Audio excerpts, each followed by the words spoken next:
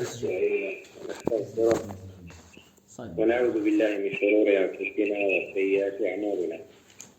من يهده الله فلا مضل له ومن يضلل فلا هادي له، وأشهد أن لا إله إلا الله وحده لا شريك له، وأشهد أن محمدا عبده ورسوله صلى الله عليه وعلى آله وسلم. أما بعد، فإن أصدق الحديث كتاب الله تعالى، وخير الهدي هدي محمد صلى الله عليه وسلم، وشر الأمور محدثاتها، وكل محدثة بدعة، وكل بدعة ضلالة، وكل ضلالة في النار. أشكر مدينة ولاية الهندوس على حسن ظنهم بنا لأجل طرح بعض الأسئلة التي لربما أشكلت على بعضهم، فعسى أن نوفق للإجابة عن هذه الأسئلة، وأبارك الله في الجميع وأعانهم طاعته. تفضل. عندنا السؤال شيخنا، السؤال الأول يعني شيخنا حدثونا عن أهمية استغلال الوقت في رمضان، وكيف يشغل الصائم يومه في الطاعات بعد أن بلغه الله هذا الشهر المبارك، خاصة وقد كثرت الملهيات من شاشات التلفاز والهواتف وغيرها. نعم.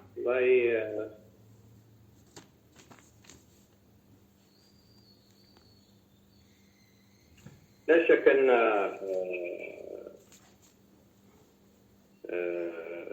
من الأشياء أو المقاصد العظمى للصوم هو تحقيق التقوى، تقوى الله عز وجل، كما قال سبحانه وتعالى: يا أيها الذين آمنوا كتب عليكم الصيام كما كتب على الذين من قبلكم لعلكم تتقون. لذا كان نبينا كما تعلمون عليه الصلاة والسلام أجود الناس بالخير في هذا الشهر، فكان يجود بكل خير. لهذا كان يقول: إذا كان صوم يوم أحدكم فلا يرفث ولا يفسق، فإن سابه أحد أو شاحنه فليقل إني صائم. وكان جابر بن عبد الله رضي الله عنه يقول: إذا صمت فليصم سمعك وبصرك ولسانك عن الكذب والمحارم، ودع أذى الجار، وليكن عليك وقار وسكينة يوم صومك، ولا تجعل يوم صومك ويوم فطرك سواء. فلا شك أن إفراط هذه الأيام بالطاعات عموما، وخاصة قراءة القرآن وذكر الله عز وجل عموما، والصلاة ومراقبة الله جل وعلا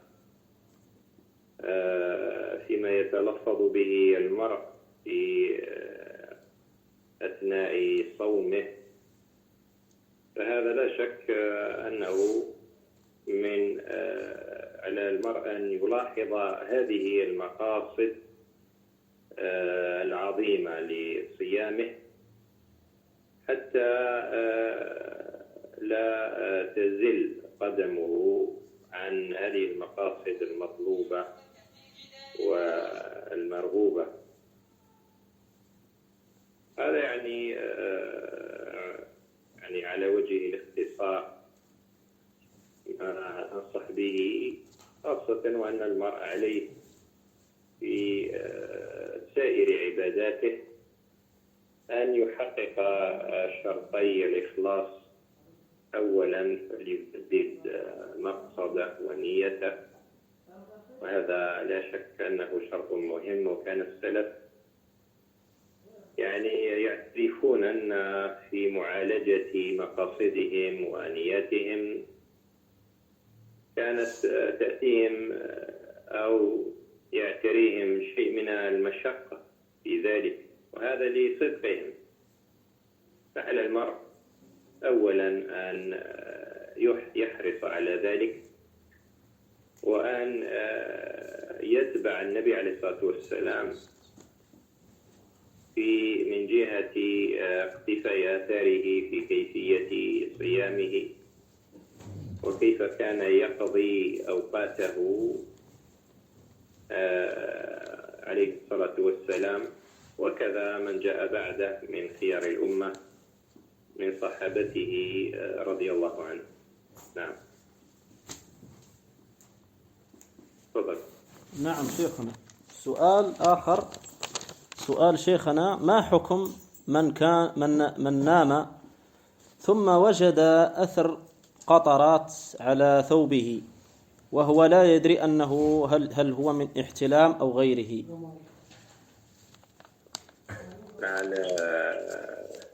القطرات هذه لا شك أنه ماء الاحتلام أثره غير ماء أكرمك الله، ماء البول مثلا أو المذي أو الودي. لهذا الصفة والماء به يحكم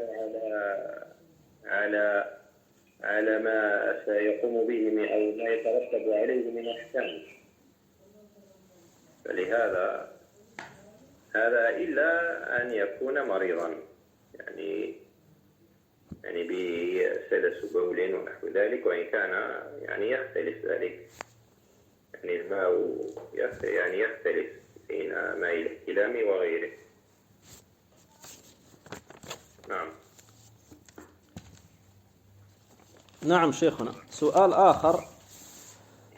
نعم، هنا: إذا صليت التراويح مع الإمام فهل يشرع لي أن أصلي النوافل بعدها، النوافل المطلقة؟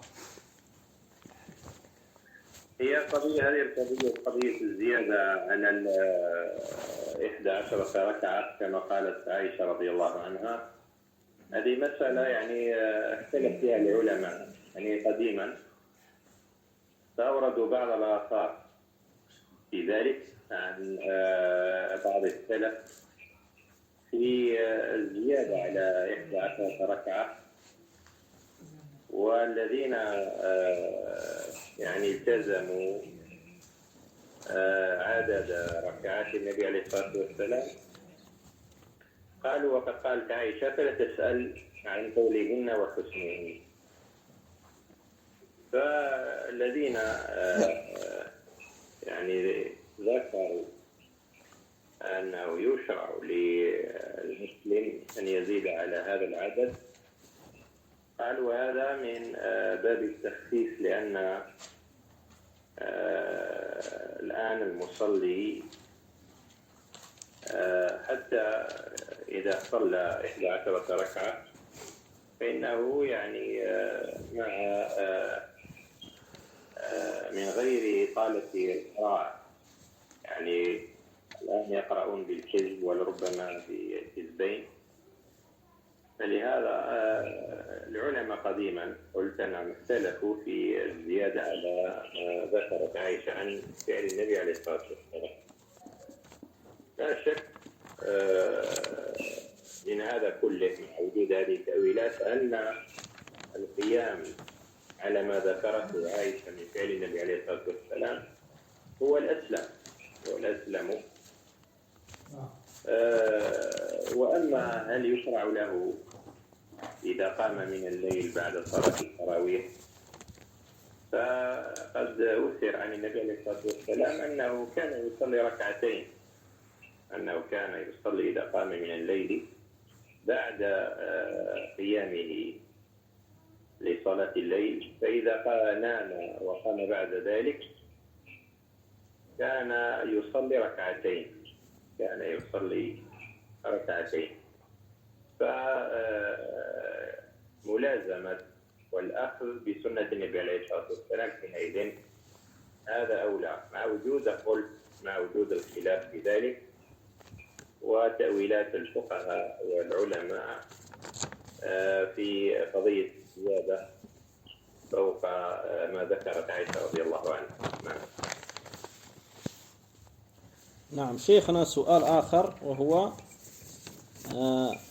يعني حكم الإمساك يعني قبل الأذان، أذان الفجر بربع ساعة كما هو الحال في النداء في المساجد بالإمساك. لا، والآن هذا لا شك أن هذا الأذان أو الذي وضع أو التوقيت الذي وضع لأجل الإمساك لا شك أنه من الأشياء المحدثة، من الأشياء المبتدعة، لأن النبي عليه الصلاة والسلام جعل السحور هذا من خاصيات هذه الأمة، وجعل البركة في من تسحر. وكان عليه الصلاة والسلام كما ذكر أسامة بن زيد كان يعني بين سحوره والآذان الذي هو بمعنى الإقامة يعني مقدار 50 آية من القرآن.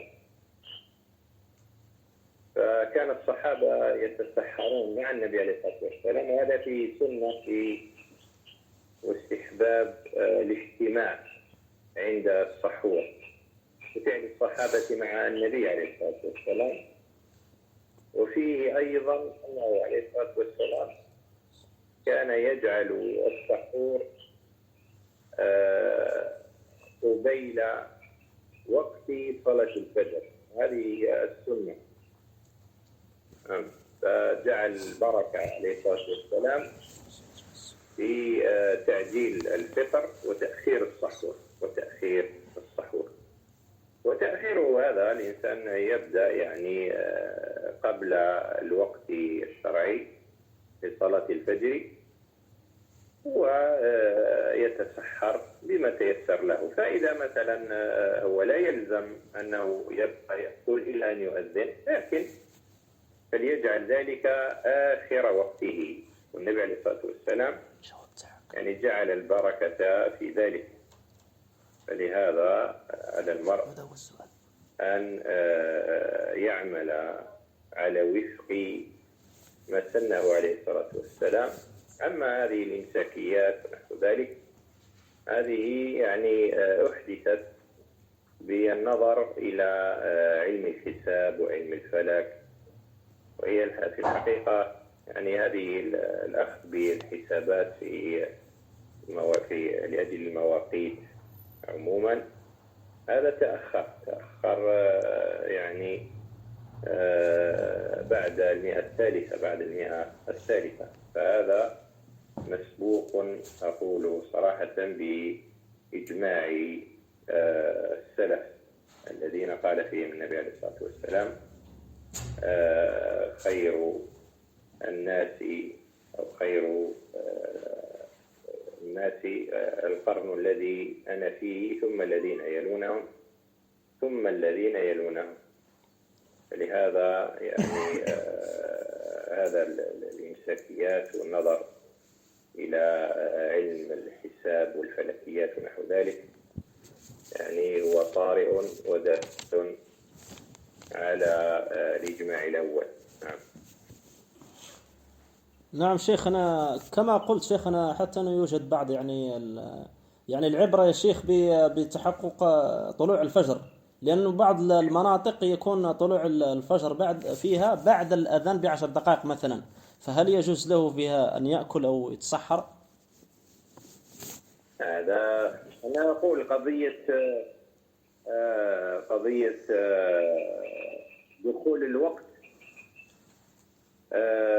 لابد من النظر إلى من ينقل ذلك، هل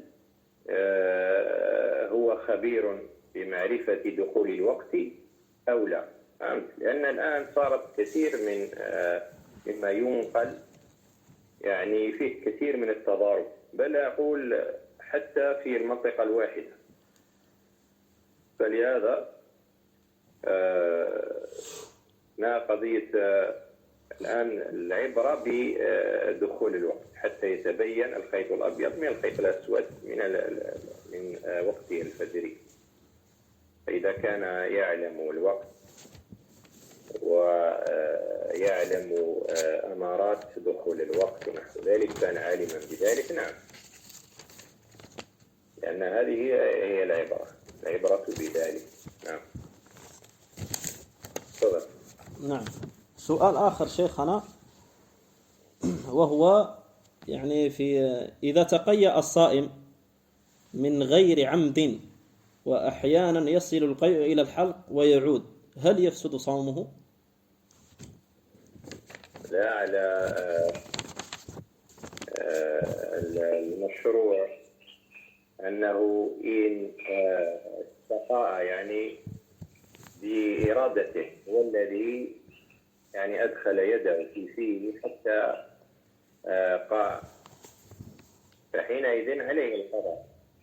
أما إذا يعني درعه القيء فحينئذ فلا قضاء عليه، وإن وجد ما وجد في حلقه، فهذا يعني النص عن النبي عليه الصلاة والسلام في ذلك ظاهر بين، فمن درعه القيء فلا قضاء عليه. أما الذي يقضي فهو الذي يعني استقاء بحيث أنه أدخل يده وأصبعه في فيه وتعمد ذلك لعلة به لربما، هذا عليه القضاء، هذا عليه القضاء. وهذا الذي أيضا عليه سلف الأمة من أصحاب النبي عليه الصلاة والسلام. نعم. نعم. تفضل. وهناك سؤال آخر كذلك شيخنا، ما حكم بلع النخامة وهل يعني تفطر؟ هذا النخامة وإن كان لها جرم فهي جزء من البدن وليست بطعام، ليست بطعام. النخامة ليست بطعام، وإنما هو شيء يعلق بالبدن ويتكون داخل البدن، يعني ليس المرء هو الذي كان متسببا في ذلك ولا هو الذي أدخلها إلى جوفه، فحينئذ يعني لا يتكلف، لأن لا نعلم أن لأن هذه الأشياء لا شك أنها ليست من الأشياء التي لا تحصل، بل هي حاصلة لا محالة، لكن لم يقل إلينا أنهم كانوا يعتقدون الإفطار بابتلاع يعني ريقهم ولا نخامتهم ونحو ذلك. فلهذا هذا لا بد له من دليل، هذا لا بد له من دليل. ثم القضية الأخرى، هل تعد النخامة من الطعام أو من الشراب الذي يصح أن يقال أن المرء يفطر بها، أن المرء يفطر بها؟ وهذا أراه أنه من التكلف فيما لم يرد فيه دليل، لم يرد فيه دليل مع وجود المقتضي لذلك. نعم. سؤال آخر كذلك شيخنا، وهو ما حكم بلع الريق الذي امتزج بطعم السواك مثل السواك الأراك الذي يكون بنكهات متعددة؟ هذه النقطة أن الإنسان عليه أن يتحرز لصيامه. فإذا كان من السواك يعني الذي ليست به هذه النكهات فحينئذ لا إشكال، لأن النبي عليه الصلاة والسلام كان يستاك وهو صائم، بل وكان عليه الصلاة والسلام يحث الأمة على أن لا تترك هذه السنة الطيبة. أقول أما أن يكون السواك بهذه النكهات هذه المختلفة فلا شك أن على المرء أن يتحرز لصيامه، لأن النبي عليه الصلاة والسلام لما جاء إلى الاستنشاق قال وبالغ في الاستنشاق إلا أن تكون صائما، لأنه حتى يعني لا يكون ذلك سببا في إفطاره. الإنسان عليه أن يتحرز لصيامه من مثل استعمال أمثال أو مثل هذه يعني المواد التي تخالط السواك ونحو ذلك. وأما إذا كان طبيعيا فلا إشكال. أما أن تكون بهذه النكهات كذا أو نكهة الليمون وغير ذلك، هذا أقول أن على المرء أن يتحرز لصيامه. والنبي عليه الصلاة والسلام مع أنه يعني الاستنشاق أنه يعني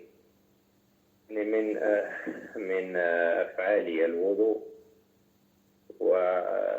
وطاعة أو جزء من عبادة الوضوء وهذه الطاعة، إلا أن النبي عليه الصلاة والسلام يعني مع ما قال من أنه الإنسان عليه أن يستنشق ويستذكر، قال لكن عليه أن لا يبالغ في إدخال الماء إلى أنفه وتكرار ذلك حتى لا يسبقه الماء إلى جوفه فيفتح. لهذا قال وبالغ في الاستنشاق إلا أن تكون صائما. نعم. هناك سؤال كذلك: ما حكم من وجد في حلقه أثر من الكحل العينين؟ هذا ما يوضع على العين، لأن العين ليست منفذا للطعام، سواء وضع شيء من الأدوية أو وضع كحلا ونحو ذلك. وإن وجد يعني ذاك المذاق في حلقه فلا إشكال عليه، فلا إشكال ولا عبرة به، لأن العين ليست من منافذ الطعام والشراب.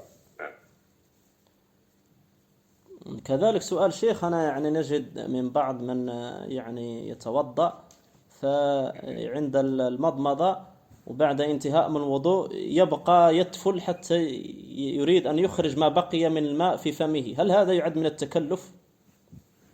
من التكلف والغلو، هذا من التكلف المذموم والغلو. وهذا نهى النبي عليه الصلاة والسلام عن مثل هذه الأعمال وهذه الأفعال. بل وأرشد عليه الصلاة والسلام أن قال وأوغلوا فيه يعني بلين ولطف، قال إن هذا الدين متين، فالإنسان عليه أن لا يغلو فيه.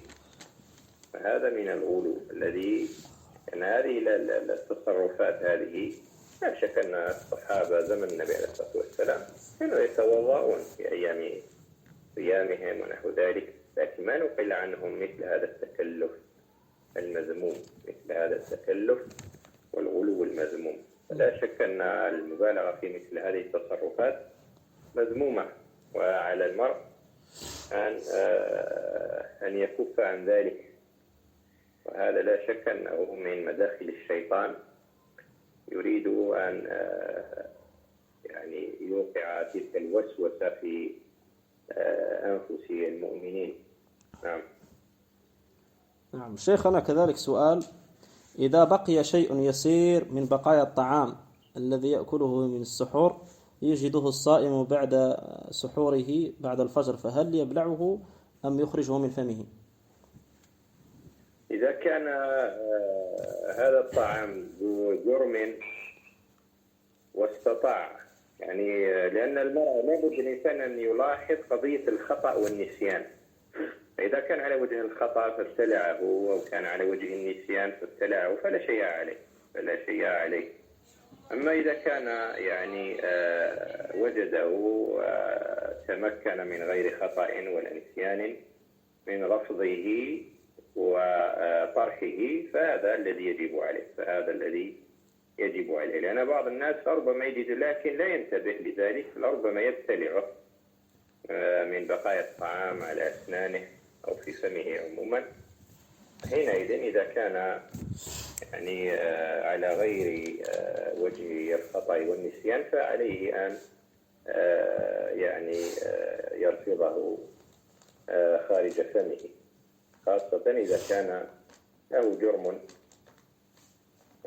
يعني وكان قد يعني كان حاضر الذهن، يعني متيقظا حالة عيده.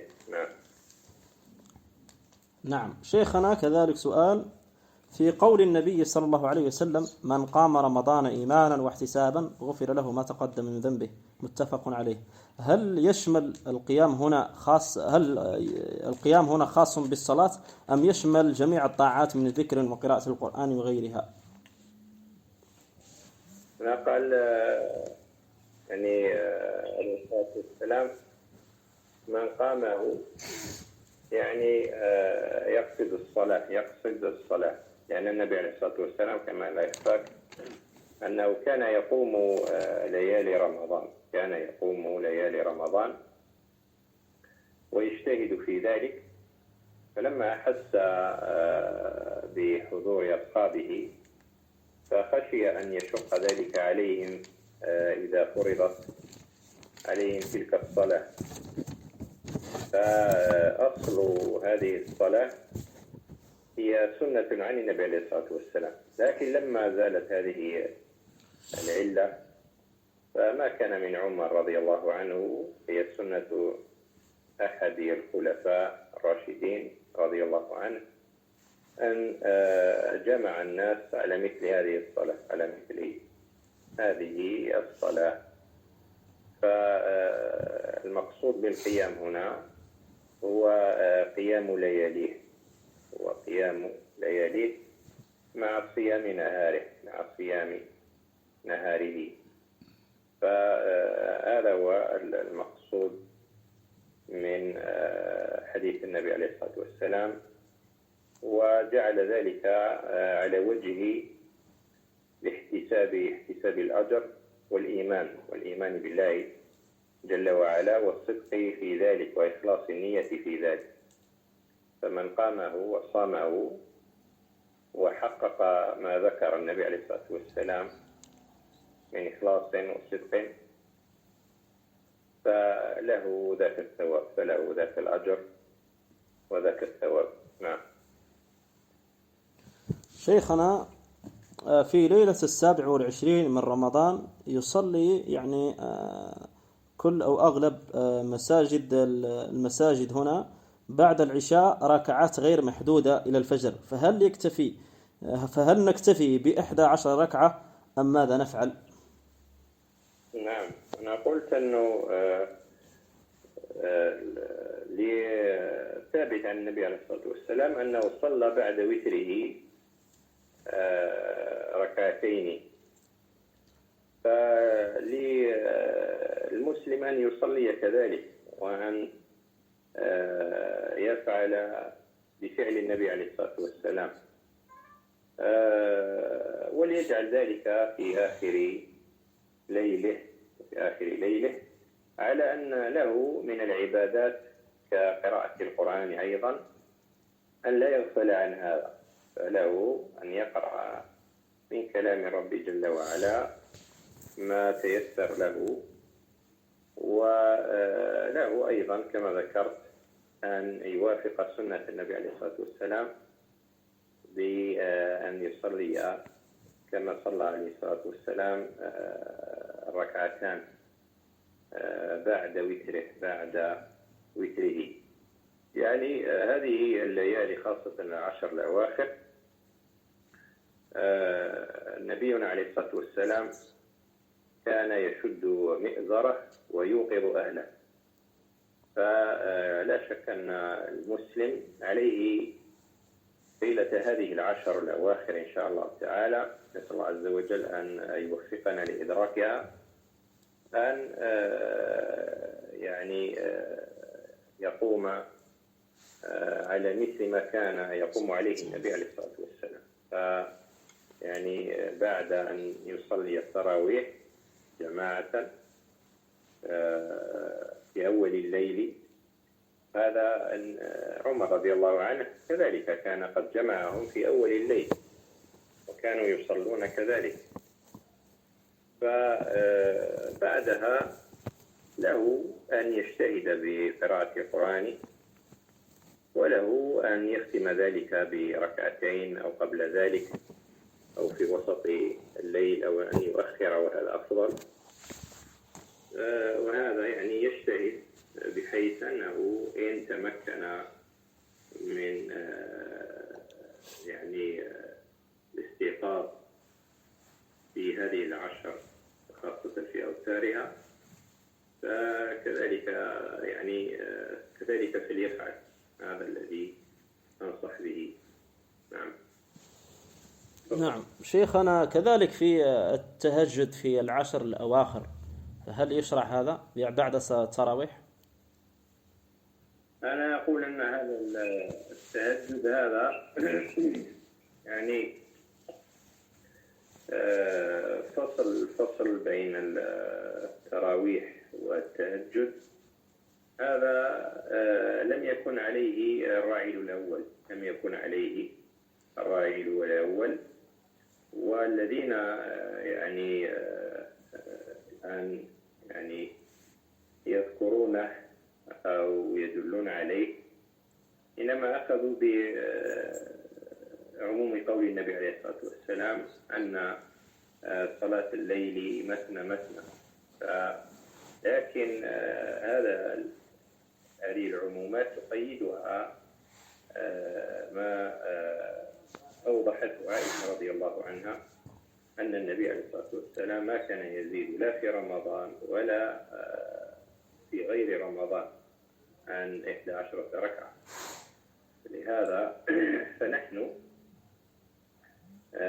نلتزم ما كان يوافق سنة النبي عليه الصلاة والسلام، ومع وجود كثير أقول من التفسيرات والتأويلات في من يرى الزيادة على هذه أو على ما جاء في آثار عائشة رضي الله عنها. نعم. نعم شيخنا، كذلك سؤال في يخص ليلة 27، يعني مشهور عند كثير من عامة الناس أنهم في هذه الليلة يعتقدون أن في عينها هي ليلة القدر، فيذبحون فيها الذبائح، ويعني يأتون بكذلك الطعام وولائم. فهنا سائل يسأل: هل الذي عنده يعني يبيع مثلا عنده شياه أو عنده غنم، هل يجوز له أن يتعامل معهم بالبيع والشراء؟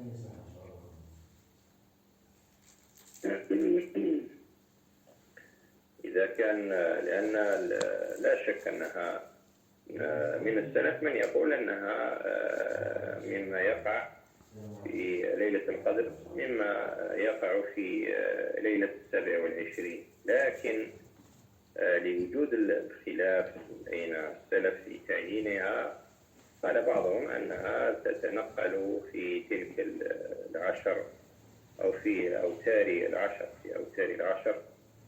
أما يعني مخالفة هدي النبي عليه الصلاة والسلام حيث أنه يجزم أنها كذلك، فينشئ بعض العبادات التي لم يفعلها السلف. لا شك أن هذا يخالف هدي السلف في تعاملهم مع هذه الليلة إن أدركوها. لهذا إذا خاصة أن هذه الأشياء أظن أنها عموما تواكب وتوافق معتقدات بدعية أو شركية، فلهذا إذا علم ذلك فلا يعينهم على مثل هذا الطعام، لا يعينهم على مثل هذا الطعام. نعم. نعم شيخنا كذلك سؤال، يعني هذا في الصلاة، في ما حكم الصلاة من به سلس بول مع العلم أنه لا يضع حائل؟ هذا عليه أن يتحرج ولسلسه حتى لا يصيب بدنه وثيابه، فهذا عليه أن يتوضأ لآخر وقته حين تقام الصلاة، وليجعل يعني واقيا أو حاجزا يحجز وصول قطرات بوله إلى ثيابه أو على بدنه، هذا لا بأس، أنه حينئذ إن أصيب هذا يلزمه، وهذا فيه مشقة، أنه يلزمه للصلاة الآتية أن يغير ثيابه وأن يطهر بدنه، وهذا لا شك أنه مما يشق عليه وعلى غيره. لهذا حينئذ يلزمه أن يحترز في ذلك. نعم. نعم كذلك سؤال شيخنا، ما حكم من ابتلع يعني اليسير من عيدان السواك الباقية في الفم مع الريق؟ أنا أقول نفس الجواب، يعني إذا إنسان يعني لربما يحصل ذلك على وجه عدم الغفلة وعدم الانتباه والخطأ وغير ذلك، ولا يتعمد أكل السواك، ما أظن أنه يتعمد أكل السواك، يعني وإشباع شهوة بطنه بأكل سواكه، لكن هذا يحصل على وجه الخطأ وعدم الغفلة وعدم الانتباه ونحو ذلك، وهذا لا شيء عليه في ذلك. نعم. وهذا شيخنا أحد الإخوة أرسل هذا السؤال يا شيخ فقال يعني أن شخصا قال لزوجته في مجلس واحد: أنت طالق أنت طالق أنت طالق، فهل يراجعها؟ هذه مسألة اشترك فيها قديما السلف في طلاق الثلاث في المجلس الواحد، وإذا كان في مجلس واحد طلقها ثلاثا فهي طلقة يعني رجعية،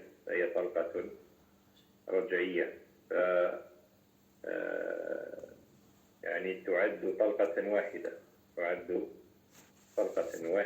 فله أن يراجعها إذا انتهت عدتها تبين منه بينونة صغرى، فحينئذ يلزمه الصداق والعقد الجديد، وإذا كان قبل ذلك هذا فليحترز، لأنه قد استهلك طلقة مشروعة حينئذ، مع أن هذه المسألة في قضية تكرار الطلاق في المجلس الواحد مما اختلف فيه العلماء، بل أقول السلف قديما. نعم. نعم. آخر سؤال آخر شيخنا، يعني يقول هنا الإخوة هنا يعني عندهم هذا السؤال، قالوا: ما حكم العمل في محل عتاده عن طريق الربا، يعني هذه تاع لونساج؟ المحل وقلت لك المحل، نعم المحل عتاده، يعني السلعة اللي فيها والعتاد اللي فيه عن طريق الربا، يعني هو مأخوذ من لونساج، هذا القرض. نعم من القروض. إذا كان يعني لأجل أن يعمل فيه فلا، يعني هذا لا شك أنه إذا كان يعني الرجل هذا امتلكه على مثل هذه القروض الربوية ونحو ذلك، حينئذ لا يعمل فيه لأنه حينئذ يكون ممن يعين صاحب هذه المؤسسة على يعني على منكر. فإذا كان يعني في أثناء يعني تسديده لهذا القرض، فلا شك أنه سيباشر ذلك بعمله، يعني سيباشر موافقة صاحب المؤسسة في هذا القرض يكون معينا له مباشرا.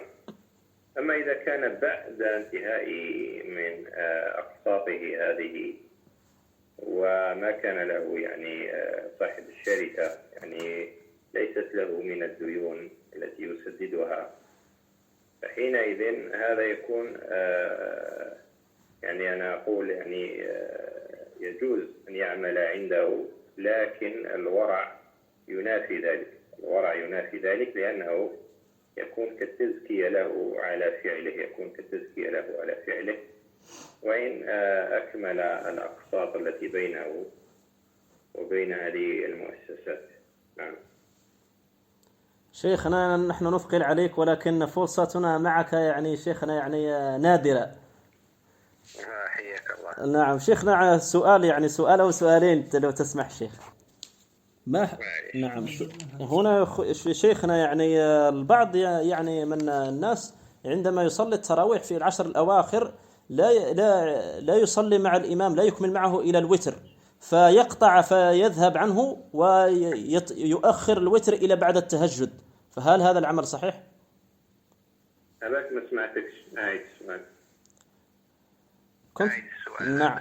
نعم شيخنا، بعض الناس يؤخر الوتر، لا يصليه مع الإمام، يصلي مع الإمام التراويح ولكنه لا يصلي معه الوتر، فيؤخره إلى التهجد حتى ينصرف يعني. نعم ينصرف نعم. على كل حال هذا يخالف هدي النبي عليه الصلاة والسلام، لأنه حتى تكتب له تلك الليلة قياما، فليس له أن ينصرف إلا بعد وتر إمامه وهو معه، حتى تكتب له ويكتب له ذاك القيام. ولكن نقول أن عن بعض السلف أنهم كانوا لربما يشفعون الوتر مع الإمام، يعني إذا صلى الإمام وتره فكانوا يصلون معه ثم يقومون فيوترون معه ثم يشفعون وترهم بعد سلام الإمام بركعة أخرى. هذا لا شك مع وجود الآثار في ذلك، إلا أنه قد يعارض ما ظاهرا يعارض فعل النبي عليه الصلاة والسلام أو قوله أو فعل الصحابة رضي الله عنهم، من أن الإمام إنما جعل ليؤتم به، لأنه حينئذ إذا قام فشفع وتره بركعة أخرى فلا شك أنه سيخالف إمامه من غير حاجة، لأنه المسبوق كذلك يفعل، لكن هذا لا يقال أن حاجته هو أن يعني يصلي من الليل أو لربما يقوم من الليل، فلهذا جعله يشفع لك الوتر، على أني ذكرت أن النبي عليه الصلاة والسلام كان من فعله أنه يوتر، فإذا قام من الليل صلى ركعتين. قال بعض أهل العلم من أن هذا فيه دليل على أنه يستحب أن يكون أو تكون صلاة المرء آخر الليل وترا، لكن يشرع له إذا قام من ليله بعد وتره أن يصلي بصلاة النبي عليه الصلاة والسلام. لهذا النبي عليه الصلاة والسلام كأنه بفعله هذا ذكر المشروعية والجواز، مع أفضلية أن يكون أو أن تكون صلاة المرء يعني تكون آخر صلاة المرء وترا. ثم بعد هذا قضية الزيادة على الركعات المسنونات، يعني هذا الفعل فيه عدة مخالفات أو لربما نقول محطات للبحث والنظر. فعلى المرء أن يلزم المحكمات من أقوال النبي عليه الصلاة والسلام وأفعاله حتى يسلم له دينه. نعم. شيخنا، تعلمون شيخنا أن يعني كثير من المساجد يعني بعد صلاة العشاء يقومون للتراويح مباشرة، فهل يصح أن يعني يقضي راتبة العشاء البعدية بعد التراويح لأنه لم يجد وقتا بين العشاء والتراويح ليصليها؟ إذا كان لا يستطيع أن يصلون يعني مباشرة بعد العشاء يقومون لصلاة التراويح، فهنا له أن يصلي أو أن ينوي الركعتين يعني من صلاة التراويح، أن يجعلها من راتبته، فحينئذ يكون قد صلى يعني 9 بدل 11. لهذا له لأن هذه يجوز يعني مخالفة الإمام، خاصة أن الصلاة من الصلوات المستحبة المسنونة، فله أن ينوي ذلك. أما إذا لم يفعل فحينئذ موافقة لحديث النبي عليه الصلاة والسلام الذي ذكرناه سابقا له أن يجعل، لأنه الإشكال في هذا النبي عليه الصلاة والسلام كان يفتتح قيام الليل بركعتين خفيفتين ثم يقوم ليله. فإذا لم يتمكن من راتبته فليجعل إما أول الصلاة من صلاة التراويح يعني من راتبته، أو أن يجعل ذاك الذي يسمونه شفعا من راتبة العشاء. حينئذ النبي عليه الصلاة والسلام لا شك أنه كان يوتر بالثلاث وبالركعة، فليجعل ذاك الذي يسمونه شفعا يعني ينويه راتبة. وله أيضا إن لم يفعل أن يقضي